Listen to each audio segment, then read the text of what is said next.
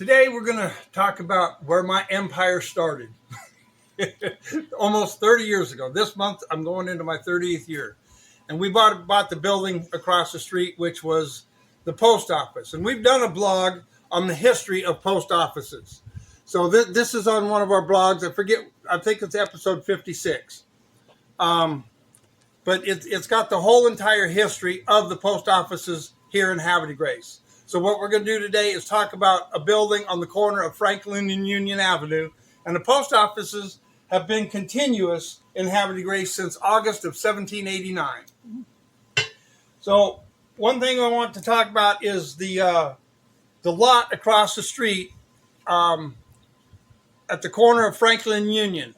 Back in 1885, 1894, up until 1904, the corner was a livery stable.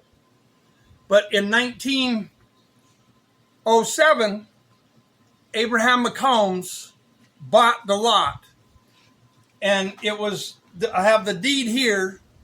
And on the north side is the end of the building. But on the east side was the boundary was a 45-foot front on Franklin Street, which ended up by Dr. Zietler's land. On the Union Avenue side, the very back of it, the boundary was the manure pile for the Harford House. So this time he bought the lot in 31 August 1906. So what he bought the lot for was to move the post office from the building across the street that was his, which the post office was in, and he erected the main post office. Opened up 1 June 1907. Here's a little newspaper article I found. And some of the significant events or things that this post office was known for, it's the first floor was fully equipped with 380 keyless lock boxes. The second floor was divided into offices where the C&P telephone company was. And Mr. Van Cherry's mother and Francis Zellman were switchboard operators up on the second floor. The third floor, as you'll see, in which it doesn't have today, was the Havarian Area number 1596 Order of the Eagles Lodge. That's what they did that up on the third floor. But as I said, the post office was opened up 1 June 1907. And then there was 2 other additions put on later on. One of them was put on sometime around 1909. And we have an old postcard here. This is the earliest known postcard of the building, which shows nothing, just the building itself. This postcard is dated 1908. The next postcard we have, earliest postcard, this one is dated 1909, which it shows one of the little additions put on. Then we have a picture of an actual photograph of a picture. This was given to me by the Pitcock family, and it shows where the addition is still not put on in 1918, 1919. This addition was put on later on. We'll talk about it in 1927.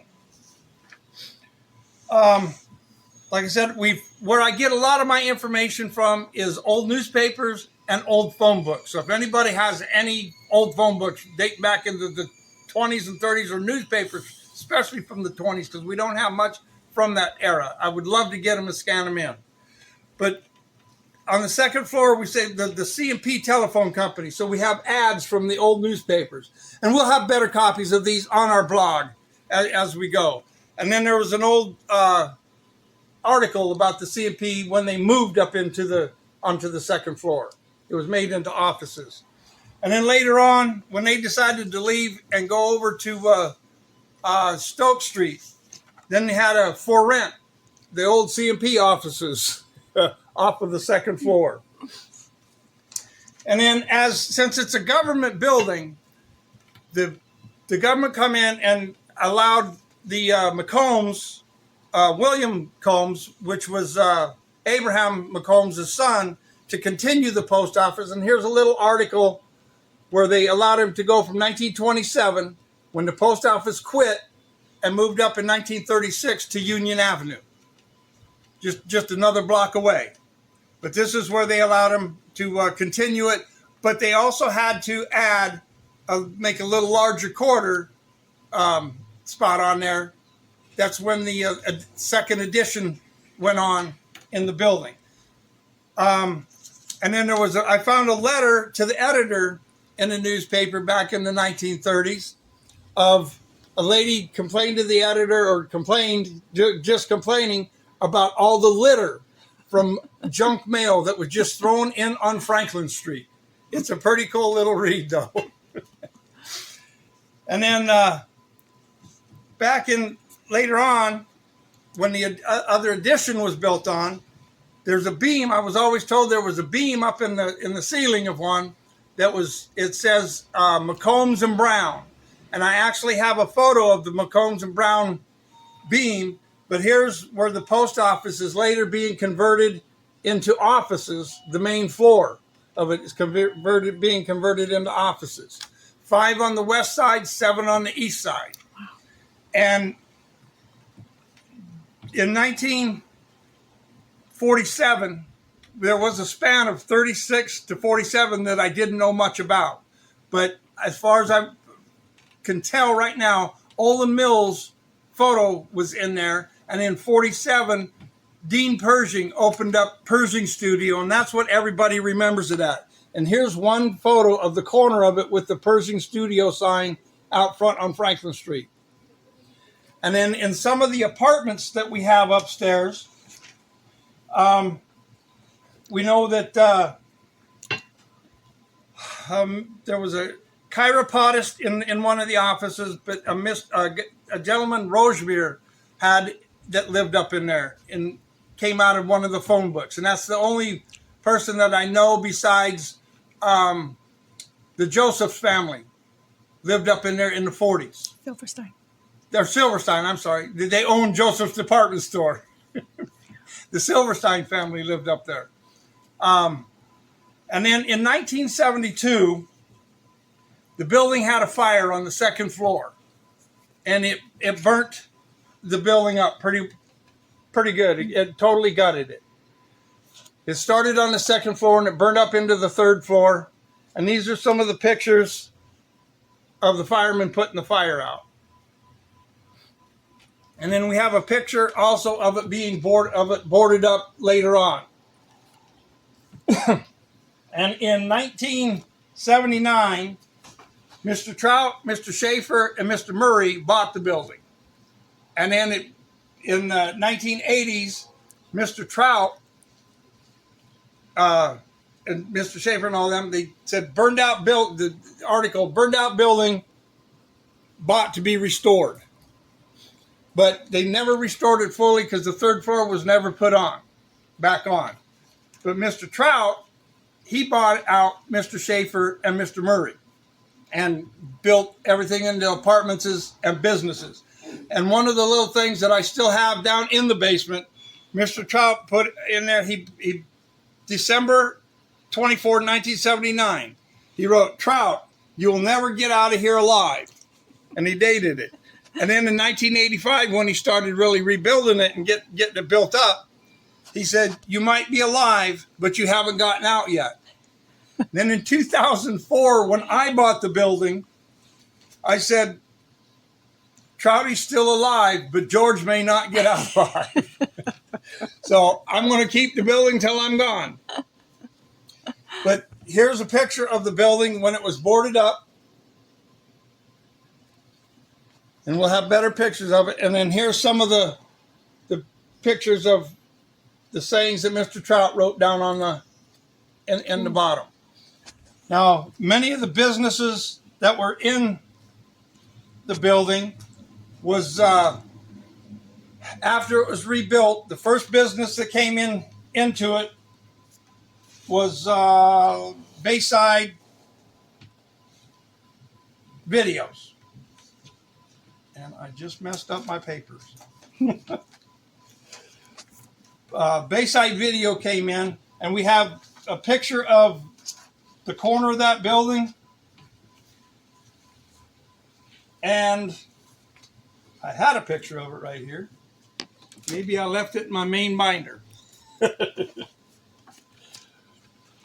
But yeah, Bayside Video. Oh, yes.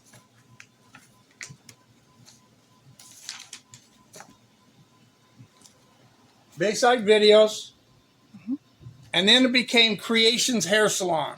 And Angie Davis had that. And she's been in there for many, many years in the building. She's actually still in the building in the little spot where I started. But after Creations, then, and here's another Bayside Video ad in a old newspaper. Then in 2004, I bought the building from Mr. Trout. And this was the day that I bought the building. And then it became Bahoukas Collectibles. And then after Bahoukas Collectibles, my wife the Painted Ladies came in. Genevieve and Kim. They came in and did the Painted Ladies. So they had that in there for a while. Then after they left out, my wife went over there and made it Green Joy. And Jolene, who's at Joe Retro, who started here in this building, her and my wife went together and had the business. She had half and Jolene had half. And then Jolene completely took it over before she got bigger and expanded and went up to Washington Street. And then here's a picture of their grand opening also. Nice. Then after Jolene, we had some friends come in and they made it Ion Massage and Moon and Sea Creation. Eric Sumwalt, who just recently passed away, and Lisa Gravely, she had Moon and Sea Creation. She's since moved across the street, diagonally across the street, and made her store over there in the old Mr. Henry building where Susquehanna Trading was. So she's doing a lot better over there. And we currently have Aquavita, Crystal and Eddie. They've taken over the bottom portion of the floor down there, and they're putting in a wellness center. So you can get more information off of our blog at bahoukas.net. You can go to my Facebook page at George Bahoukas Wagner and click on the photos and scroll back through all the old photos we've ever put on for anything. And we also have the historic Havre de Grace website that Marita O'Connell did, where you can get more information on a lot of different buildings. And even this building, we'll put more on there also. Thank you very much.